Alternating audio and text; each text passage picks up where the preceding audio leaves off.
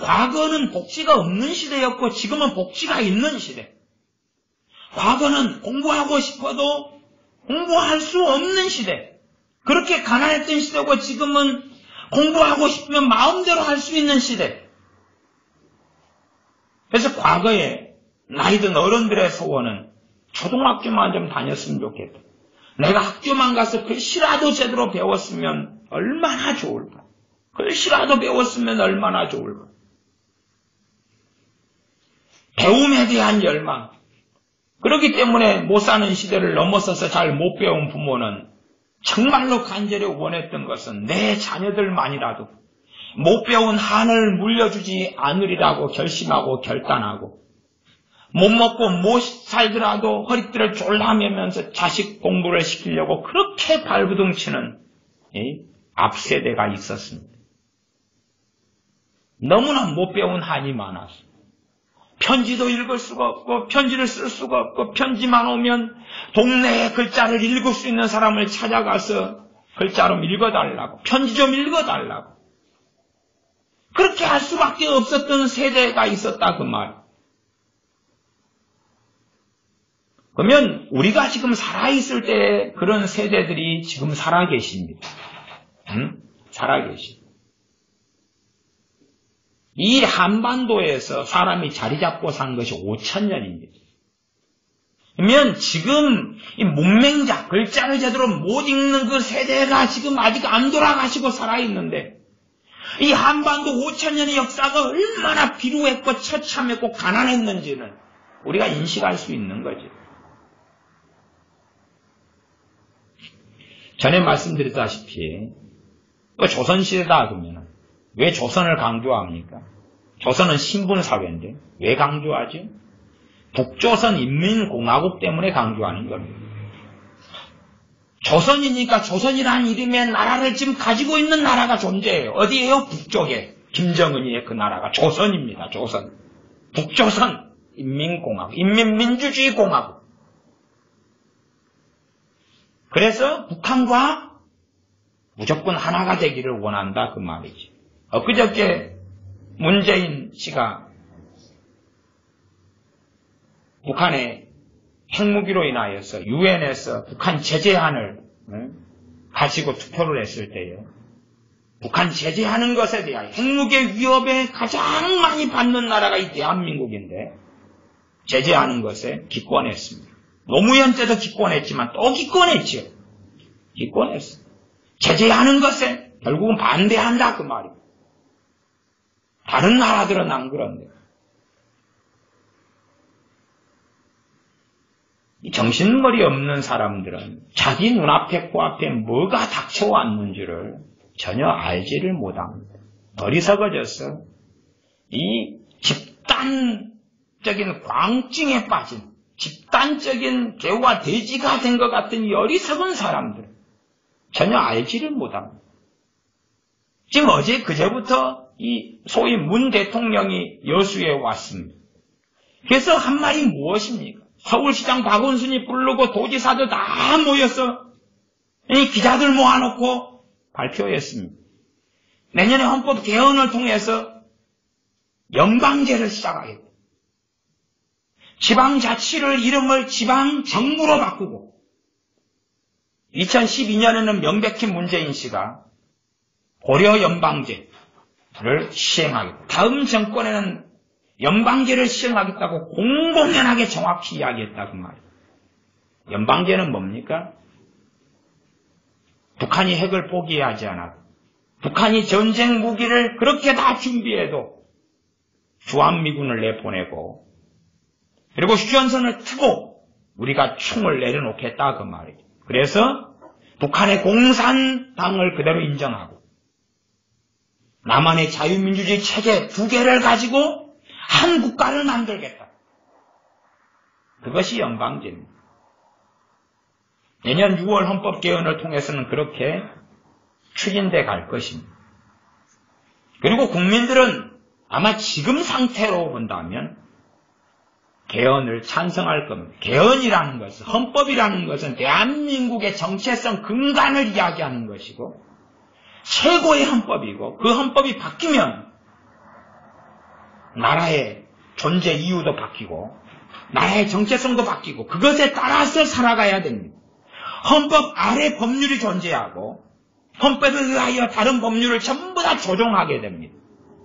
헌법과 합치되지 않는 법률은 전부 다 폐지가 되는 거고 이 헌법에 맞추어서 하위 법률이 만들어지는 것입니다.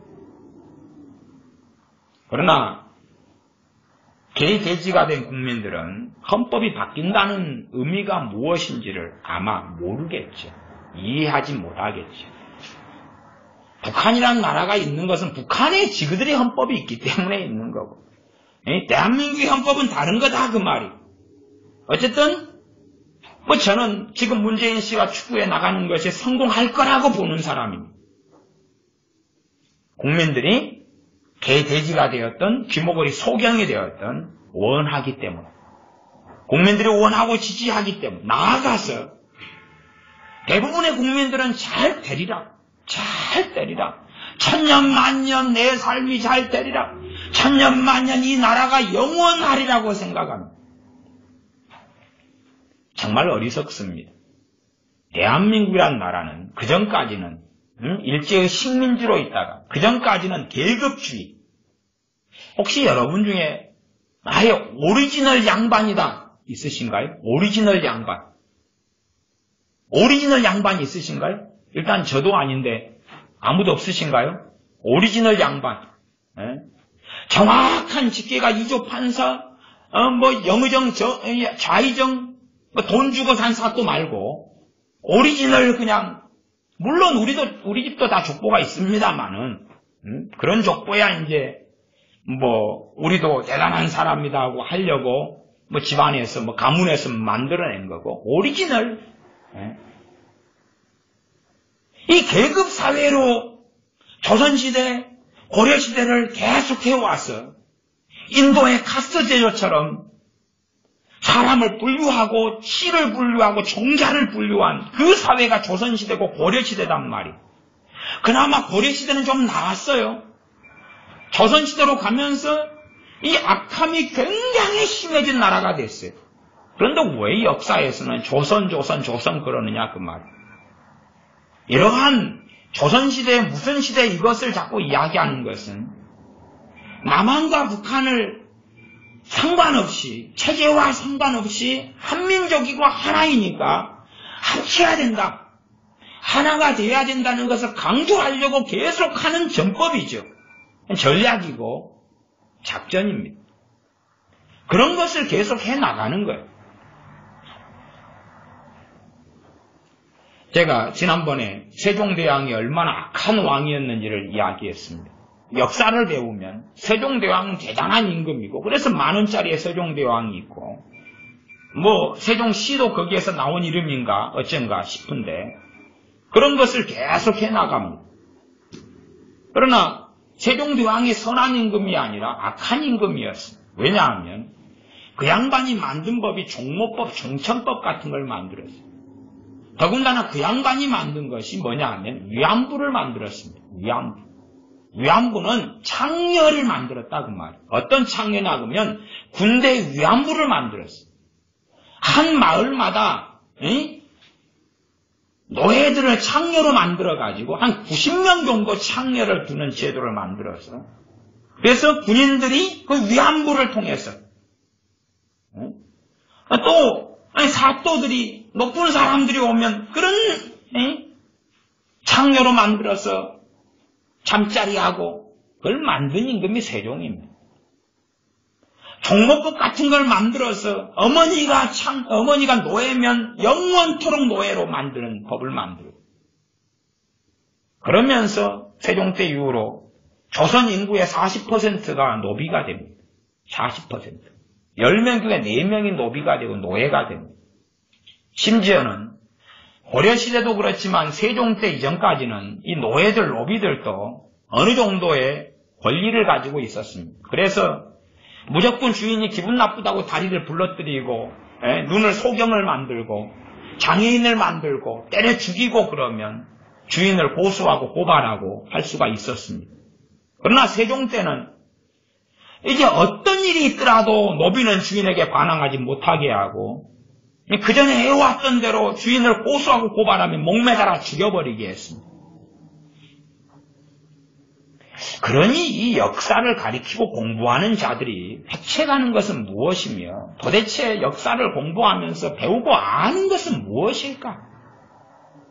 역사를 공부하면서는 제가 볼 때는 공산화를 준비하는 과정입니다.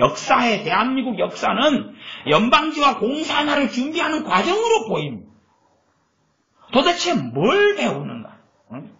조선시대의 단파 싸움을 보면 나는 거룩하다 깨끗하다가 아니라 얼마나 조상 때로부터 이 못돼 처먹은 파당과 분당과 시기와 질투가 가득한 종자이며 그런 종자 속에서 내가 태어난 이 한민족인가?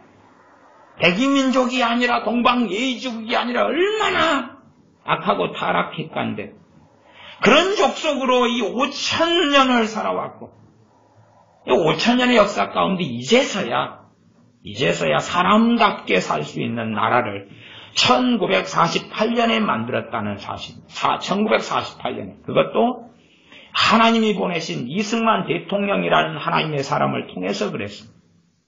그러나 이 시대는 이승만 대통령이 어떤 사람인지도 공부하지 않고 그리고 거짓된 백년 전쟁 같은 동영상을 퍼뜨리면서 정말로 악한 사람인 것처럼 매도하고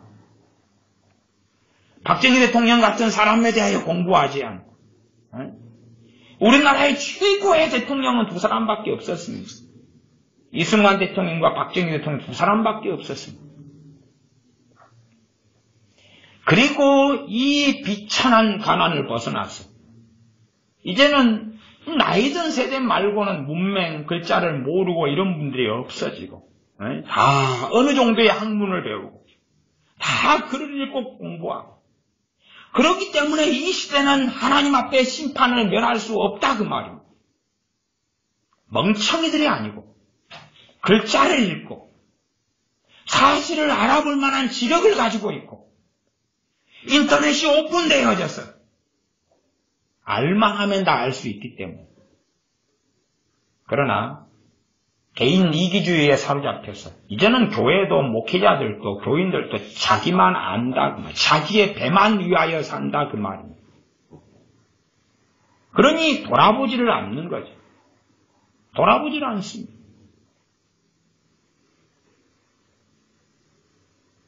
오전에 나라의 상황이 어떻게 흘러갔는지는 설교의 서두에 제가 말씀드렸지만 그렇게 어떻게 흘러가는지를 도무지 보지 않습니다.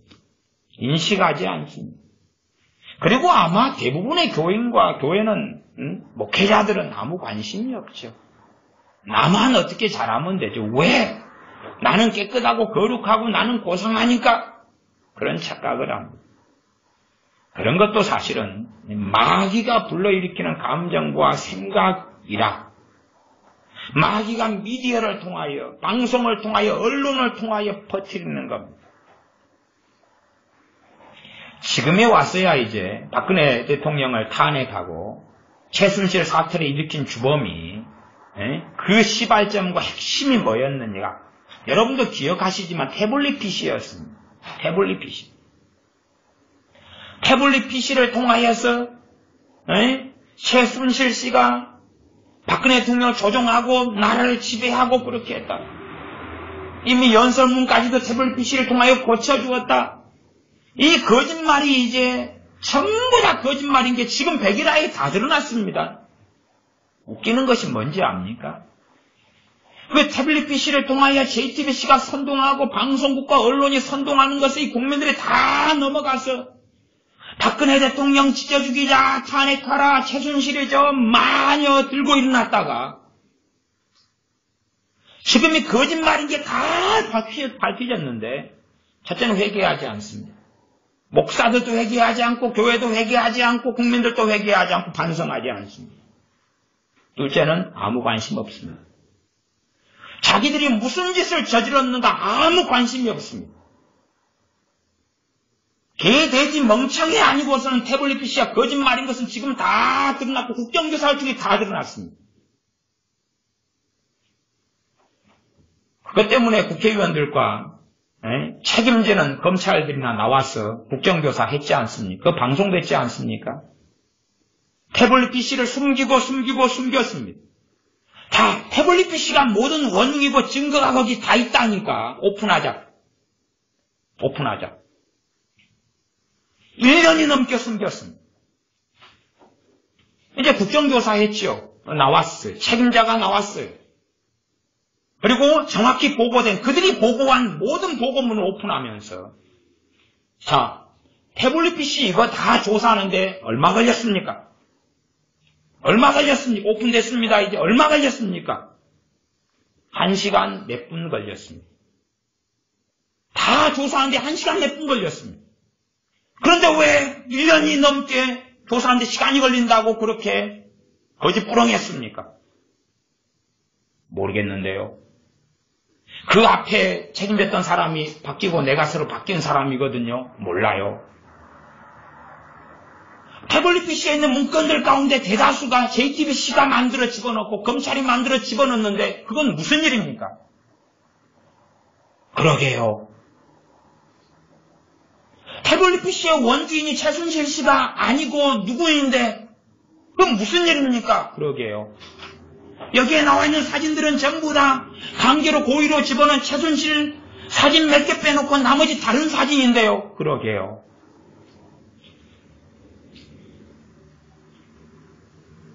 그래서 재판에 들어갈 때도 왜 태블릿 PC를 가지고 증거로 쓰지 않냐고.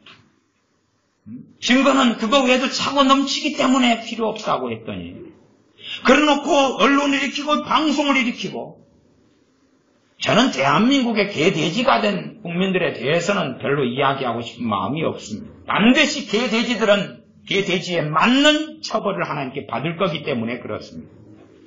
그러나 동일한 개돼지가 된 크리스찬들은 누구냐? 그것입니다. 똑같이 JTBC의 태블릿 PC, 최순실 씨 것도 아닌 것을 통해서 미쳐가지고 기도운동을 일으키는 목사들. 이 나라가 얼마나 부정부패한가? 태블릿 PC를 통해 선동돼서 광화문에 뛰쳐나간 목사들과 교인들은 치워주를 면치 못할 거다 그 말이야.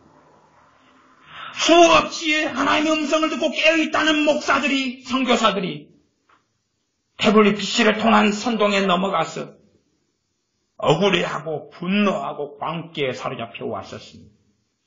그들은 과연 무엇에 의하여 살았는가? 하나님의 진노와 심판을 결코 면할 수 없을 것이다 그 말입니다.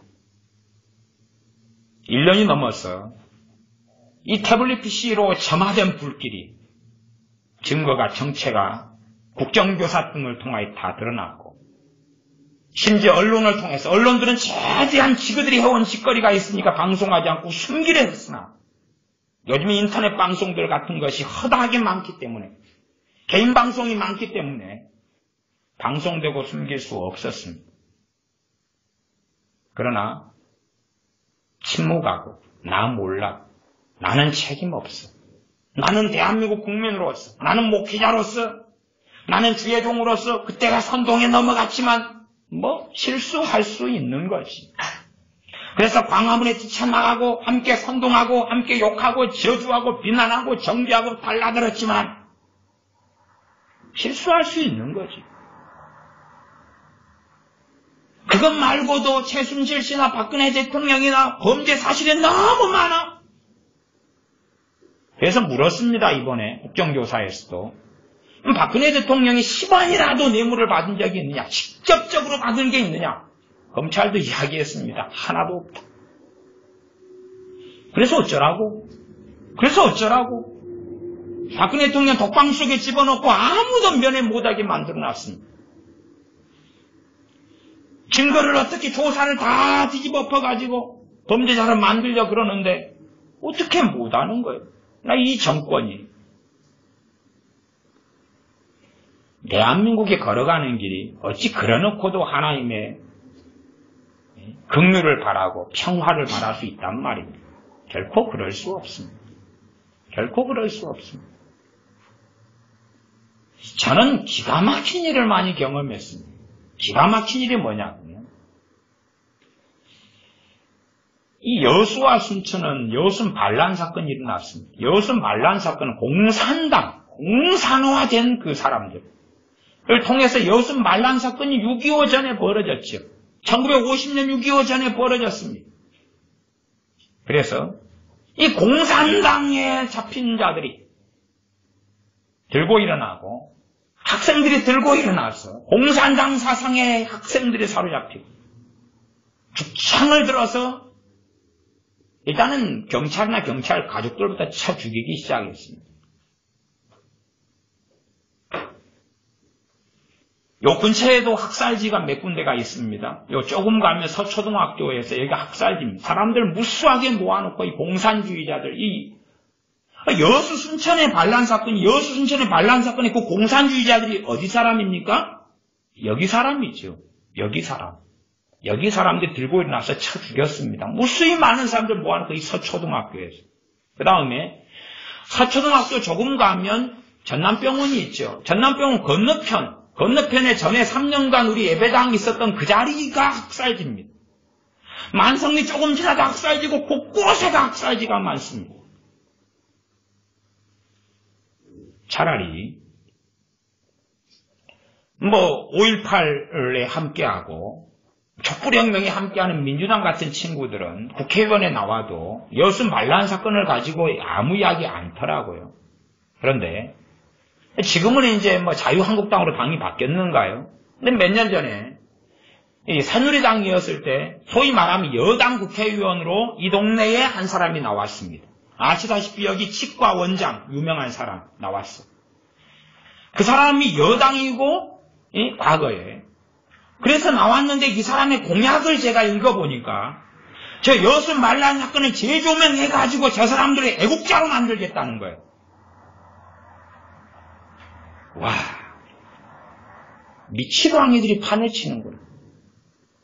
이미 나라가 짱 나고 있구나. 제주 4.3 폭동 공산주의자를 통해 일어났는데 저 비참한 일을 저 사람들의 애국자로 만들겠다는 거예요. 당연히 아마 조금 지나면 광화문에 촛불을 들고 나왔던 사람들도 연금 타지 않겠습니까? 촛불 혁명을 일으켰기 때문에. 내년에 헌법 개헌할 때 광화문 촛불 혁명을 그 사항에 넣는다고 5.18도 그 안에 넣고 60 한경도 그 안에 넣고 그렇게 해서 얼마든지 헌법과 법률을 무시하고 여론 정치인 거죠. 아니 100명, 1000명, 10,000명, 10만 명만 모이면 그 뜻에 따라서 하겠다는 거죠. 그래서 요즘에 문정권은 자주 여론조사하지 않습니까? 그리고 이제 자기 입맛에 맞으면 여론이 이렇고 국민이 원하니까 이걸 합니다. 그러고 입맛에 안 맞으면 모르세 그러게 몰라요. 딱 덮어버리고 무효로 만들어버리고 또 자기 입맛에 맞게 여론조사한 다음에 자기들이 원하는 수치가 나오면 67.7%가 이걸 국민이 지지합니다. 그러니 이 국민이 원하는 이 일을 행하겠습니다. 이 딴짓을 계속하죠. 국민들은 열광하는 거죠. 문재인 씨가 종이컵에 커피를 마셔도 와, 양복을 벗어서 옷걸이에 걸어도 와, 의자를 자기가 빼가지고 앉아도 와, 길바닥에 앉아서 농민들과 함께 막걸리 한 잔을 마셔도 와, 열광하죠. 추석 때 교통방송을 할 때 와, 열광하죠. 그러나 그런 서민 코스프레가 아니라 어떠한 정책을 가지고 무슨 행동거지를 하고 있느냐를 살펴야 된다 그 말이죠.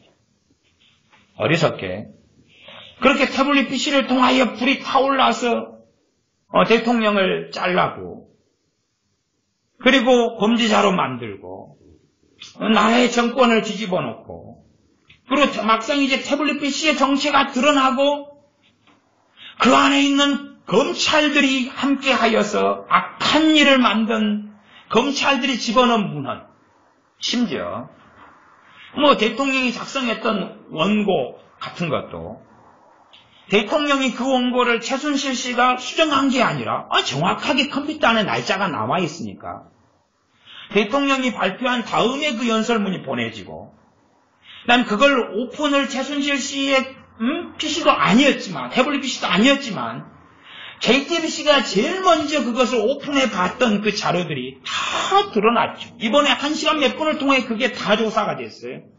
검찰 자기들의 조사. 그러면 그 언론을 통해서 막 감동되고 격동되고 분기가 일어났던 그 기도하는 사람들, 그 목회자들, 그 교인들은 어디 갔느냐? 그들에게 감동을 준 그 영은 무엇이냐는 거죠. 마치 선동당에서 되어진 그 JTBC나 태블릿 PC를 통하여 선동당하고 최순실이가 우리 돈을 다 먹었다. 그런데 선동된 그 사람의 그 감동과 선동을 마치 성령님께로부터 온 양 주장하고 말해왔던 그 자들은 어디 있냐 그 말이죠. 그 자들은 목사들과 선교사들과 그런 자들은 어디 있느냐. 물론 지금도 선동당한 대로 똑같이 행동합니다. 하지만 진실에는 관심이 없다 그 말이에요. 최소한 지가 태블릿 PC에 선동돼가지고 목사로서 이 강단에서 어떻게 박근혜 정부는 그럴 수 있습니까? 어떻게 최순실은 그럴 수 있습니까? 나라를 위해 기도합시다. 이 악한 정권이 무너지도록 기도합시다.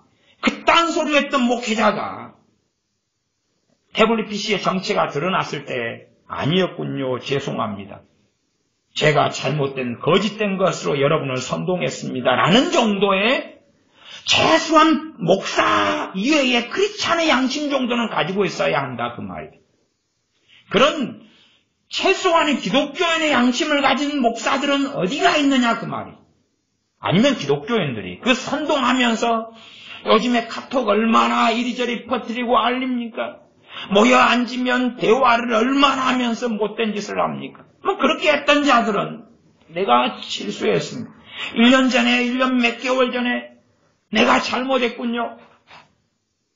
왜 그런 말을 안 하지요? 왜 그런 말을 안 합니까? 아무 말 안 합니다. 그러놓고 하나님께만 잘못했다 하면 되지. 회개가 뭔지를 전혀 알지 못하는 겁니다. 내가 사적으로 잘못했으면 사적으로 잘못한 사람에게 고백하고 회개하면 되죠. 하나님께 회개하고 사적으로는 사죄하고. 내가 공적으로 잘못했으면 공적으로 고백하고 회개하고 하나님께도 회개하고 다 해야 되는 것입니다. 그게 기본 크리스찬의 양심이다 그 말이에요.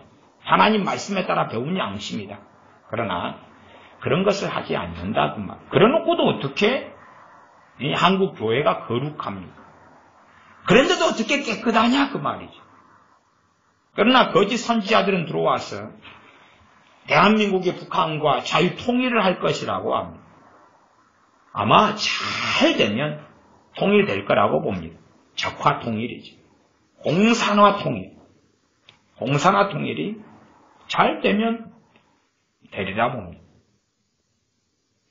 그러한 똑딱똑딱똑딱 시한폭탄의 시침 같은 것이 진즉 돌아가고 있다는 것을 왜 보지 못하느냐 하는 거지. 계속 진척시켜 나가겠지만 내년 6월에 헌법 개헌이 그에 대한 클라이막스가 될 것입니다. 헌법 개헌이 활용 점정이 되고 헌법 개헌을 개돼지들은 이해하지 못했어요. 이 조항을 이렇게 바꿉니다 하는 것을 굉장히 이 에덴 동산의 선악과처럼 모함직하고 먹음직스럽고 하는 식으로 너희들에게 이익을 가져다 줄 것이다. 이 헌법 개헌은 당신들에게 큰 유익을 가져다 줄 것이다. 그렇게 가문이설 할 때 당연히 예스 하고 투표하겠지. 대한민국은 자유민주주의 국가이기 때문에 투표를 통해서는 과반수가 이기면 반절이 이기면 끝나는 것입니다. 게임 아웃입니다.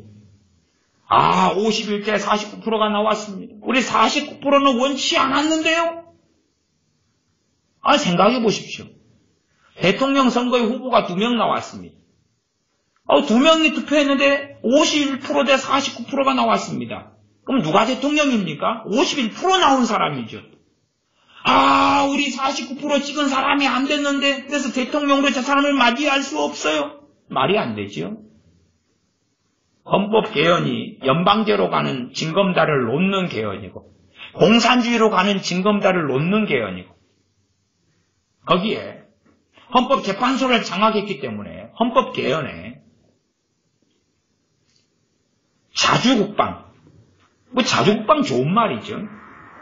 그러나 자주국방이라는 것이 더 다른 의미로 명확하게 들어가고, 그렇게 돼서 헌법재판소가 그 헌법을 해석할 때에 조합미군이 남아있으면 자주가 안 되는 거죠. 이해되십니까? 조합미군이 남아있으면 자주가 아닌 거예요. 자주는 내 힘으로예요, 내 힘으로. 맞는 말이죠? 맞는 말이에요.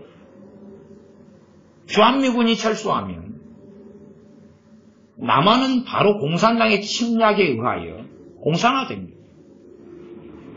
똑같은 말이 들어가도 이제 헌법재판소를 장악했기 때문에 헌법재판소는 최종의 판결권을 가지고 있는데, 사법권의 수장은 대법원이고 대법원장이지만